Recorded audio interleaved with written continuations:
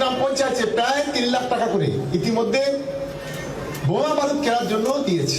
এদিকে ফের বিস্ফোরক দাবি বিধায়ক শওকত মোল্লার। ভাঙড়কে অশান্ত করতে টাকা এসেছে সৌদি আরব থেকে। আইএসএফ এর এক নেতা আরব থেকে টাকা নিয়ে এসেছেন। প্রতি পঞ্চায়েতে 3 লক্ষ টাকা দেওয়া হচ্ছে গোলা বারুদ কিনতে, দাবি শওকত মোল্লার। প্রকাশ্য সভা থেকে তিনি কাকে নিশানা করলেন?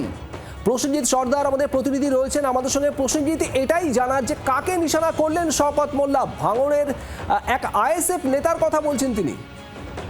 দেখো, এখনো পর্যন্ত এই আইএসএফ নেতার নাম তিনি কিন্তু করেননি এবং তিনি যা পরিষ্কার জানিয়েছেন সৌদি আরবে তিনি 2 মাস আগে গেছিলেন, সেখান থেকে টাকা অর্থ তিনি কালেকশন করেছেন এবং ভাঙড়ে এসে অর্ধেক টাকা তার যারা পান্ডারা আছে তাদের হাতে তুলে দিয়েছেন।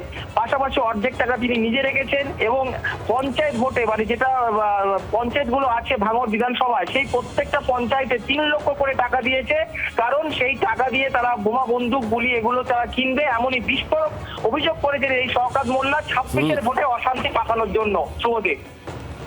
প্রসেনজিৎ, ধন্যবাদ। শোনাবো আপনাদের শওকত মোল্লা ঠিক কি বলেছেন।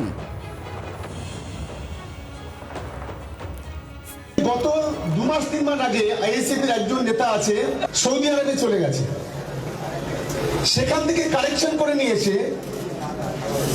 এখানে দলের কিছু পান্ডা আছে তাদের মধ্যে ভাগ করে দিয়েছে, নিজে অর্ধেকটা নিয়েছে। আমি আরো সূত্র মারফত খবর পেলাম যে ভাঙড়কে রক্তাক্ত করতে হবে, ঠিক পঞ্চায়েতের ইলেকশনের মতো বোমাবাজি চালাতে হবে। তার জন্য প্রত্যেকটা গ্রাম পঞ্চায়েতে প্রায় 3 লাখ টাকা করে ইতিমধ্যে বোমা বারুদ কেনার জন্য দিয়েছে। বাংলার আওয়াজ, বাঙালির আবেগ, জি 24 ঘন্টা।